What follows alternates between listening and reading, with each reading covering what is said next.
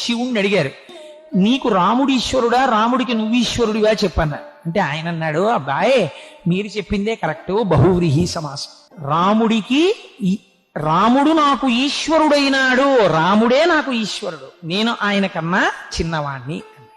బయటకు వచ్చారు. చూసారా మేము చెప్పిందే కరెక్ట్ అన్నారు కొంతమంది. అంటే వీళ్ళు అన్నారు, మా శివుడు అంతేనండి, మహాజ్ఞాని, అలాగే మాట్లాడతాడు చాలా వినయంగా, అంతేకాని నేను ఈశ్వరుణ్ణి అనడు.